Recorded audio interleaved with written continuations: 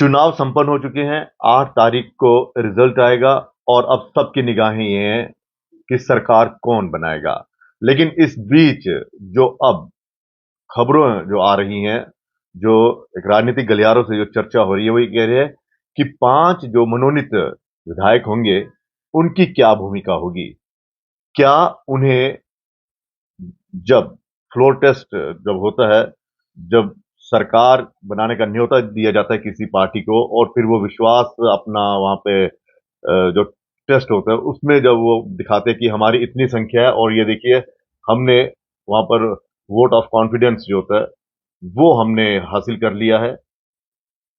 क्या उन्हें इसमें मत डालने का अधिकार होता है? इसी पर हम चर्चा करेंगे।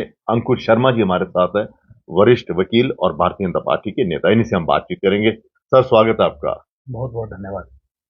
ये जो मनोनीत हैं, इनकी क्या भूमिका होगी? और दूसरा ये है कि क्या इन्हें जब वोट ऑफ कॉन्फिडेंस कहते हैं ना उसे, हाँ? जब वहां पे होगा तो क्या इन्हें मौका मिलेगा वोट डालने का? वो कौन सी ऐसी परिस्थितियां होगी?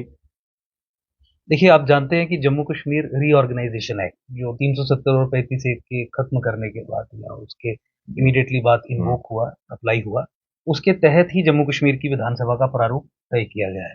और सेक्शन 13 आप जे.एंड.के रीऑर्गेनाइजेशन हम्म, एक्ट की अगर पढ़ें तो वो ये कहता है कि article 239 A of the constitution of India, संविधान का वो अनुच्छेद जिस अनुच्छेद के तहत पौंडीचेरी पुडुचेरी यूनियन हम्म। टेरिटरी है गवर्न होती है, तो एज इट इज जे.एंड.के पे भी अप्लाई होगा। तो मैं आपके दर्शकों के लिए आर्टिकल 239 ए को जरा ब्रीफली पढ़ दूं। वो ये कहता है कि parliament by law create for the union territory of Puducherry और अब जे.एंड.के के लिए भी अ बॉडी वेदर इलेक्टेड और partly dominated and partly elected to function as a legislature for the union territory. तो जिस लेजिस्लेचर की परिकल्पना आर्टिकल 239 ए में की गई है, वो केवल इलेक्टेड एमएलए का नहीं की गई, उसमें नॉमिनेटेड भी हो सकते हैं। ठीक। तो जम्मू कश्मीर में जिस तरीके से आपने देखा कि 5 नॉमिनेटेड एमएलए को भी असेंबली का ही हिस्सा बताया गया है।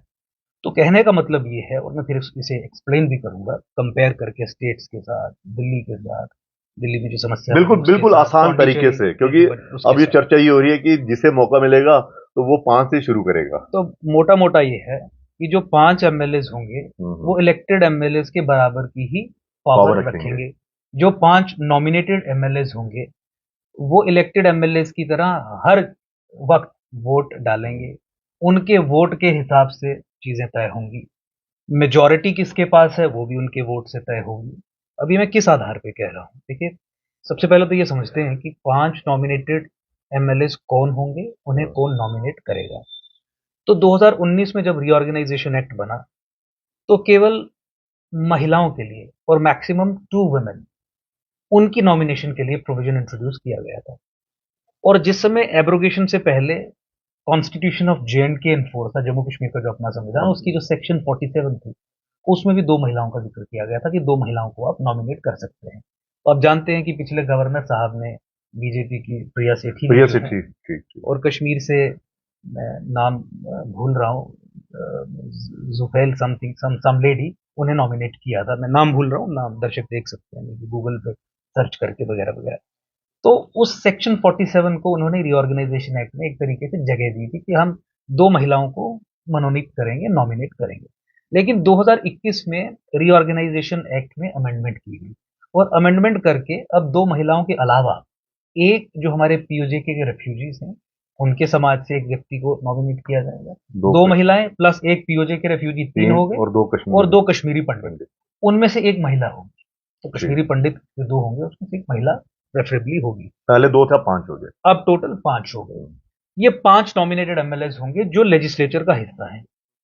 और लेजिस्लेचर की डेफिनेशन क्या है article 239 A of the constitution के हिसाब से, क्योंकि 239 ए ही लगेगा जम्मू कश्मीर यूटी पे, कि ये इलेक्टेड प्लस नॉमिनेटेड एमएलए का होगा। अब आपको अगर मुख्यमंत्री बनना है या सरकार बनानी है तो आपको मेजोरिटी कहां पे चाहिए? लेजिस्लेचर में। और लेजिस्लेचर का मतलब इलेक्टेड प्लस नॉमिनेटेड, तो दोनों बराबर हो गए। अब आप इसे कंपैरेटिव एनालिसिस से देखिए। आप देखिए कि स्टेट्स के कॉन्टेक्स्ट में प्रोविजन क्या है।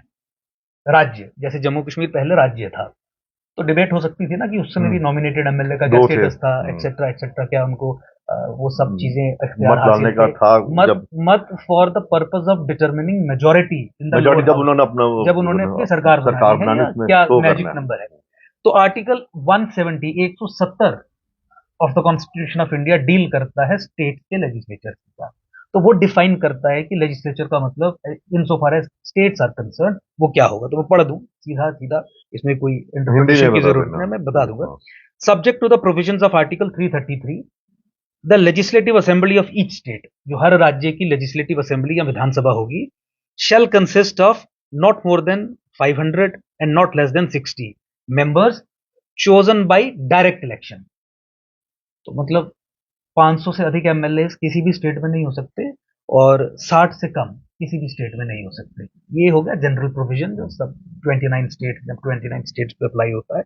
लेकिन जो इंपॉर्टेंट चीज यहाँ पे समझने की जरूरत है, ये कहते हैं कि लेजिस्लेचर में मेंबर्स होंगे chosen by direct election, elected MLA from territorial constituencies in the state.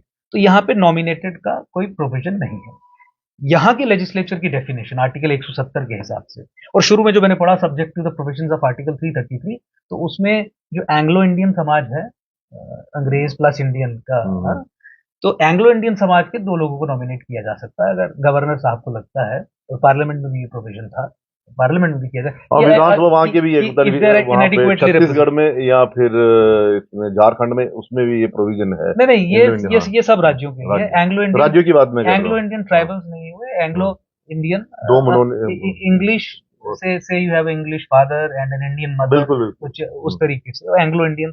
सो ये समझने की जरूरत है कि स्टेट्स में लेजिस्लेचर की डेफिनेशन सिर्फ डायरेक्ट इलेक्टेड एमएलए, और यूटी ऑफ जेएंडके में 239 के हिसाब से लेजिस्लेटिव असेंबली का मतलब, लेजिस्लेचर का मतलब इलेक्टेड प्लस नॉमिनेटेड है।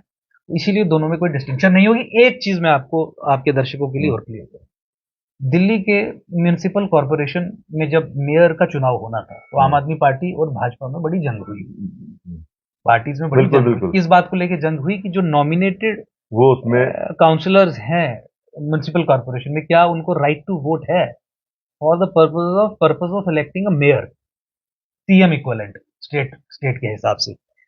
तो वहां पे सुप्रीम कोर्ट ने कहा कि नहीं, नॉमिनेटेड काउंसिलर्स को वोट डालने का हक बिल्कुल नहीं होगा।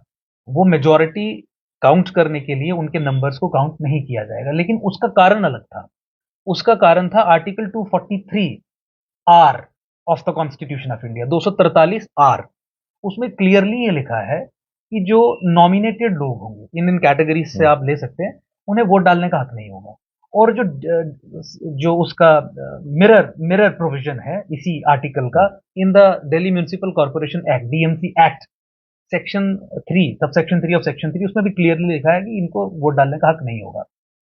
तो इस आधार पर सुप्रीम कोर्ट ने कहा था कि इन नॉमिनेटेड लोगों को दिल्ली के मेयर के इलेक्शन में वोट डालने का हक नहीं होगा। अब वो यहां से अलग है। आपको जम्मू कश्मीर को कंपेयर करना है पौंडीचेरी से, तो पौंडीचेरी का भी एक वाक्य मैं आपको बता दूं, इससे क्लैरिटी आ जाएगी। हाँ, वहां पे हुआ था 2021 में तमिलनाडु की जो लेफ्टिनेंट गवर्नर थी, उन्होंने नारायण स्वामी की सरकार को ये कहा कि आप अपनी मेजोरिटी प्रूव कीजिए।